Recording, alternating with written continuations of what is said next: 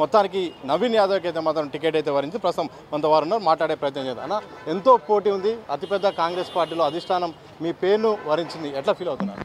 చాలా సంతోషంగా ఫీల్ అవుతున్నాం. ఇక్కడ ప్రాంత ప్రజలందరూ చాలా సంతోషంగా ఉన్నారు, ఒక స్థానికులకు అవకాశం కల్పించారని.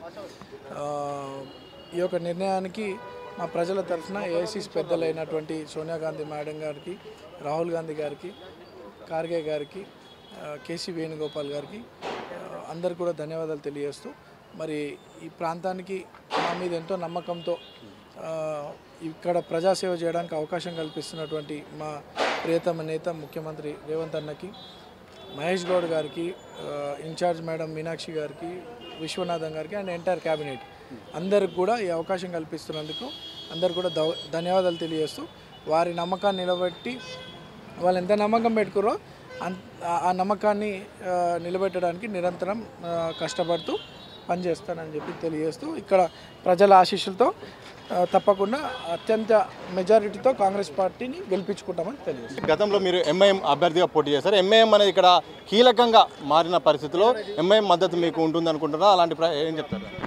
తప్పకుండా అది పార్టీ నిర్ణయం తీసుకుంటారు పెద్దలు. ఓవైసీ గారు అంటే నాకు చాలా గౌరవం, నేను గురువుగా భావిస్తాను.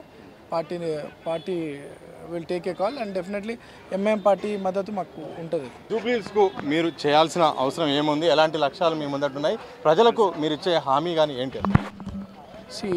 10 సంవత్సరాల నుండి ఈ ప్రాంతంలో ఎటువంటి అభివృద్ధి జరగలేదు. గత 10 సంవత్సరాలు బీఆర్ఎస్ పార్టీ ఎటువంటి అభివృద్ధి చేయలేదు. ప్రజలు చాలా నష్టపోయినారు ఇక్కడ, డెవలప్మెంట్ రూపంలో కానీ ఇంకా వేరే రూపంలో. సో ఇక్కడ మాత్రం గడిచిన 2 నెలల్లో కాంగ్రెస్ పార్టీ జూబ్లీహిల్స్ కాన్స్టిట్యున్సీని ఒక ప్రత్యేక దృష్టితో ఇక్కడ డెవలప్మెంట్ యాక్టివిటీస్ జరగాలని చెప్పి 150 కోట్ల రూపాయల పనులు చేయించింది. ప్రజలంతా కూడా చాలా ఆలోచన విధానం మారింది, అభివృద్ధికి చూస్తున్నారు. కాంగ్రెస్ పార్టీ పైన నమ్మకం చాలా కలిగింది. జరిగినటువంటి గత 2 నెలల్లో జరిగినటువంటి అభివృద్ధి పనులు కానీ, సంక్షేమ పథకాలు కానీ ఇవన్నీ కూడా కాంగ్రెస్ పార్టీ పైన నమ్మకం పెంచింది. ఈ ప్రాంత ప్రజలందరూ కూడా కాంగ్రెస్ పార్టీని గెలిపించాలని కోరుకుంటున్నారు. చివరిగా ఒక ప్రశ్న చెప్పండి.